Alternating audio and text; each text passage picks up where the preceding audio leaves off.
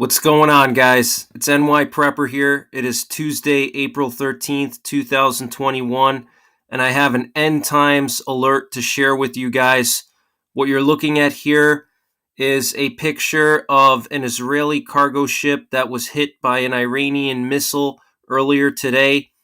And the Iranians are saying that this was in response to an Israeli sabotage attack on an Iranian nuclear enrichment facility known as the Natanz nuclear facility in Iran. And for those of you guys who are unaware of what happened, a couple of days ago, the Israelis detonated a 300-pound explosive underneath the Natanz nuclear facility in Iran, and they were able to take the enrichment facility offline. It was a sabotage attack that was planned for possibly many years, and the Iranians are saying that it was done by some kind of inside help. So the Israelis must have used an insider that worked at the Natanz nuclear enrichment facility, and they were able to somehow plant explosives 50 meters underground, underneath that nuclear enrichment facility, and it was 300 pounds of explosives. And they say the way that it worked was that it took out some of the electrical cables that powered the centrifuges, and so the explosion didn't actually damage the nuclear material or the actual physical containers where the nuclear material is stored and enriched. Rather than doing that and contaminating the environment, the Israelis were smart enough to plant a bomb underground and affect the power supply and take those centrifuges offline without creating an environmental disaster and killing people. So very sophisticated and impressive operation by the Israelis, which is something that we've seen from Israel for many decades. They're very crafty.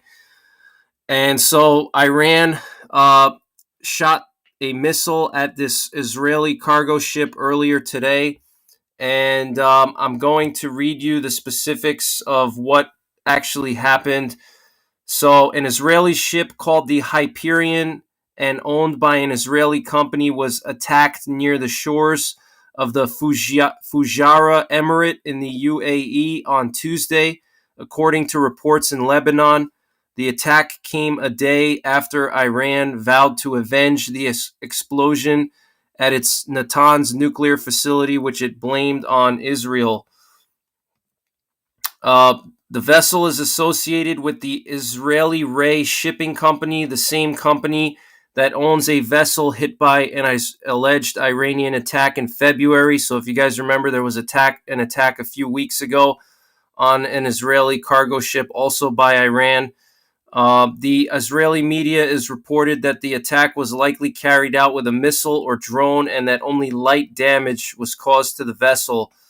An Israeli security official told the New York Times on Tuesday that Israel did not intend to respond with another attack on an Iranian vessel, as Israelis are trying to reduce tensions in the Persian Gulf area. The IDF, or Israeli Defense Force, declined to comment on the reports. It says here that a representative of the owners of the ship released a statement saying that the Hyperion Ray incurred no damages and is continuing at full speed on its original voyage. Okay, so this is a very serious situation here. There's no war imminent right now, but the fact that Iran is getting so bold that they're willing to send missiles at Israeli cargo ships is very concerning. And if you guys remember, a few years ago, the Iranians bombed the oil refineries in Saudi Arabia and took down like almost 50% of Saudi Arabia's oil producing capacity. Okay. So Iran is really getting bold the last couple of years. They're continuing to enrich their uranium. They're continuing to build up their nuclear weapons. Okay, they already have ballistic missiles that can reach the US. They have ballistic missiles that can reach Europe. And so now all they need is a nuclear bomb, okay? But Iran is not interested in the US. They're not interested in Europe. They're interested in Israel. Iran wants to take over Israel, and they want the Holy Land, okay? And the Bible says in the last days there will be a massive alliance of nations that will come upon Israel and attack Israel when Israel has all of its walls up. When all the walls of Israel are down, when Israel is basically not expecting it. They're going to be stabbed in the back by this huge alliance of countries that are made up of Russia, Iran, Syria, Turkey, possibly Libya, and Sudan. Okay, and so there's going to be this big alliance of Middle Eastern countries along with Russia that are going to stab Israel in the back after signing a peace treaty with them, and they're going to invade Israel. But luckily, God destroys that army and wipes them out. And there's so many bodies after God destroys all those armies that it takes the Israelis 7 years to bury the dead.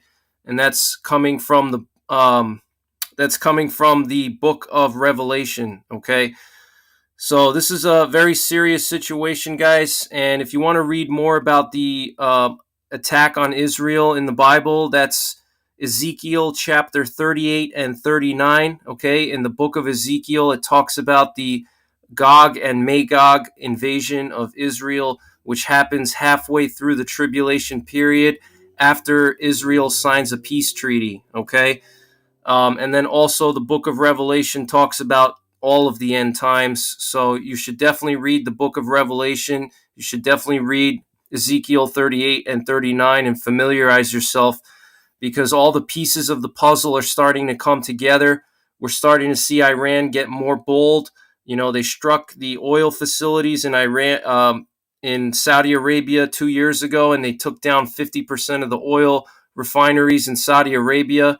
They've blocked the Suez Canal before. They've, seized cargo ships. They've done all kinds of crazy things, okay? And it's only going to get worse as time goes on. Iran is going to get more bold, especially now that Iran is being backed up by Russia and China. Iran is buying military equipment from the Russians. They're getting very advanced air defense systems like the S-400 air defense system. They also just recently signed a 25-year military cooperation agreement with China. Okay, and under that agreement, China and Iran are going to be doing drills together, and I believe it's going to be like a military alliance, sort of like NATO, where if Iran gets attacked, China's going to get involved and back up Iran. So we're starting to see this axis of evil coming together, just like the Bible says. Okay, you have the Gog alliance, which is Russia, Iran, Syria, Turkey, and the North African Muslim countries. Okay, that's the Gog alliance, and they're all allies now. Okay, Russia and Iran and Syria are all allies. Russia has a huge base right outside of Israel.